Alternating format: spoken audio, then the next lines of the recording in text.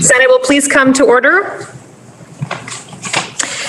It's the chair's pleasure to introduce for today's devotional the Reverend Peter Plaggi of Waterbury Congregational Church. Good morning. Morning. Thank you, and lovely to be here with you today.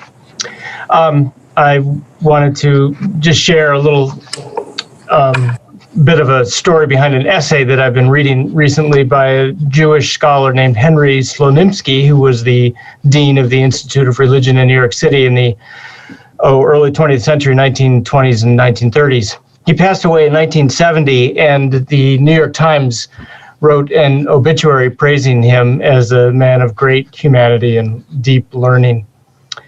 And they quoted in that obituary from a sermon that he gave toward the end of his life, in which he talked a little bit about the nature of faith.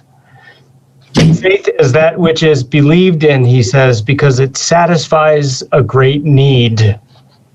And the question, he concludes, is not whether there is a God, whom we believe in, but what kind of God is true.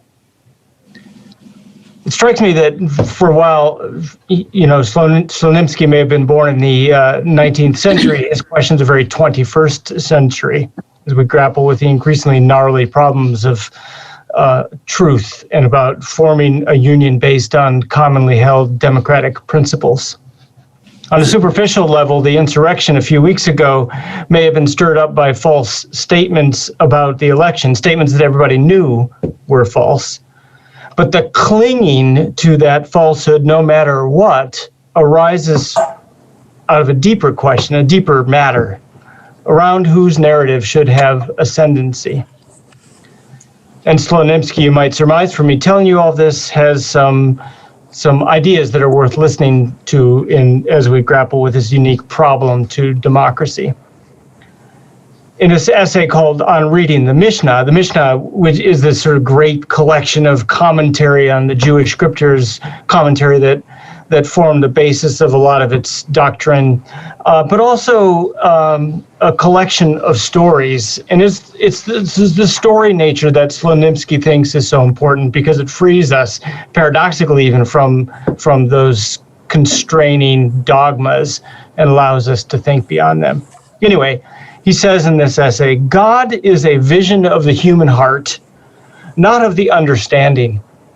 It is our emotional and volitional nature, the very deepest element in our personality, which insists upon finding a friend behind the phenomena, insists upon changing the dead it of nature into a living thou, with whom we can converse and commune, and who cares for the things that we care for.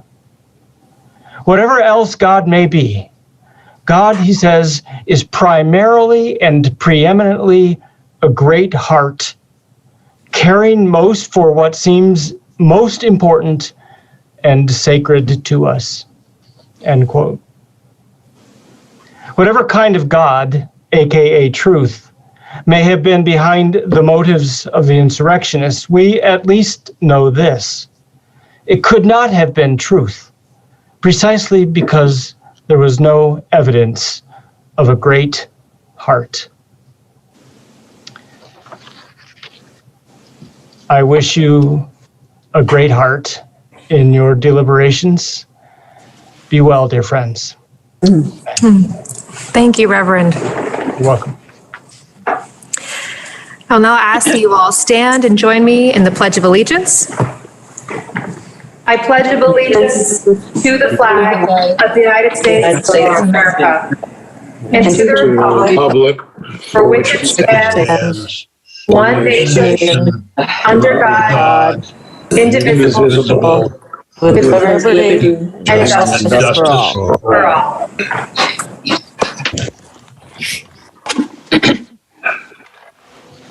Are there any announcements this morning?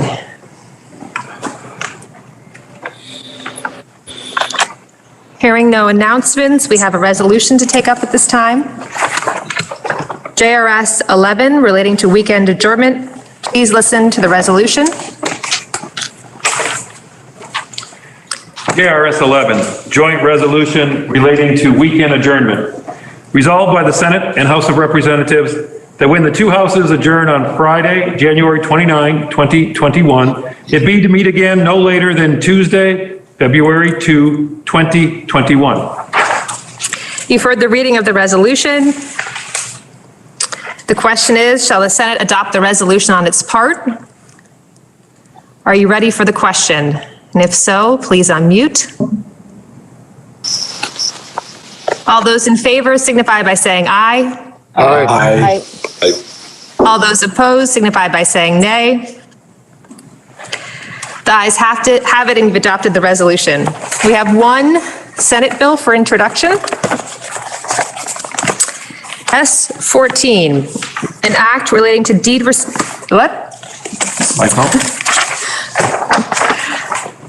S45, an act relating to earned discharge from probation, introduced by Senators Sears, Baruth, Benning, Nitka, and White. Please listen to the first reading. S45, an act relating to earned discharge from probation. You've heard the first reading, and the bill is referred to the Committee on Judiciary. This brings us to the orders of the day. We have on the calendar for third reading, S14, an act relating to deed restrictions and housing density, S14. Are there any amendments before third reading? The question is, shall the bill pass? Please listen to the third reading of the bill. S14, an act relating to deed restrictions and housing density. The question is, shall the bill pass? Are you ready for the question? And if so, please unmute. All those in favor signify by saying aye. Aye. All those opposed signify by saying nay. The ayes have it, and you've passed S14. The chair now recognizes the senator from Windham. Thank you, Madam President. At this time, I move that the rules be suspended and that we message our action on S14 to the House forthwith. The senator from Windham has moved that the rules be suspended and S14 be messaged to the House forthwith. Are you ready for the question? So please unmute. All those in favor signify by saying aye. Aye. All those opposed, nay. The ayes have it, and you've suspended the rules and messaged S14 to the House forthwith. The chair recognizes and that completes the orders of the day. And I'm pleased to recognize the chair from Windham. Thank you, Madam President. I move that pending announcements, we stand in adjournment until 1 p.m. Tuesday, January 27th. Oh, my apologies. Let me start that again. Pending announcements, I move that the Senate stand in adjournment until Wednesday, January 27th at 1 p.m. The senator from Windham has moved that subject to any announcements, the Senate do adjourn until Wednesday, January 27th, 2021 at 1 p.m. Are there any announcements? The senator from Chittenden is recognized. Thank you, Madam President. Senate Economic Development will meet at 10:15 this morning. Thank you. The senator from Bennington is recognized. Thank you, Madam President. Senate Education will meet this afternoon, 15 minutes after the governor's budget address. Thank you. The senator from Addison is recognized. Senate Natural Resources and Energy will meet this morning at 10 a.m. Thank you. The senator from Bennington is recognized. Senator Sears, please unmute. Oh, thank you, Madam President. Senate Judiciary will meet at 10:15, not 10:30, as it says on the agenda. Thank you. Please be there at 10:15. Thank you, Madam. Thank you. The senator from Windham is recognized. Thank you, Madam President. Senate Government Operations will meet at 2:15 this afternoon. The senator from Essex Orleans is recognized. Thank you, Madam President. Senate Agriculture Committee will meet at 10 o'clock this morning. Thank you. The senator from Chittenden is recognized. Thank you, Madam President. Senate Health and Welfare will meet at 10 o'clock. The senator from Grand Isle is recognized. Madam President, Transportation will meet at 10 a.m. Thank you. The senator from Caledonia is recognized. Thank you, Madam President. Senate Appropriations will meet at 2:15 after the governor's budget address. 2:15. Thank you. Thank you. And the senator from Washington is recognized. Thank you, Madam President. Senate Finance will meet 10 minutes after the governor's budget address. Thank you. And the senator from Caledonia is recognized. Thank you, Madam President. Senate Institutions will be meeting 15 minutes after the governor's address. We are going to be having a joint meeting with our partners on the other side of the building. So please try to be prompt and pay careful attention to the Zoom link that you're going to be sent. Thank you, Madam President. Thank you. Are there any additional announcements? The senator from Windsor is recognized. Thank you, Madam President. The Senate Democratic Caucus will meet at 12:15. Thank you. The senator from Windham is recognized. Thank you, Madam President. As was mentioned, there is going to be a joint assembly today to hear the governor's budget. It's at 1 p.m. Be looking for the link that came out to you from Vanessa. Second announcement, point of personal privilege. This week, yesterday, in fact, was the anniversary of the historic presidential run of one of my heroes, Shirley Chisholm. And for you to be thinking about this week as you do your work, she said, you don't make progress by standing on the sidelines, whimpering and complaining. You make progress by implementing ideas. I just want to thank all of you for your service and all the folks who are serving on select boards and school boards across the state for working hard to implement ideas. Thank you, Madam President. Thank you.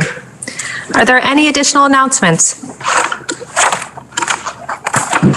Seeing none, hearing none, the senator from Windham has moved that the Senate adjourn until Wednesday, January 27th at 1 p.m. If you're ready for the question, please unmute.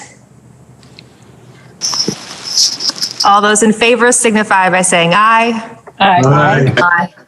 Those opposed, nay. The ayes have it, and the Senate stands adjourned until Wednesday,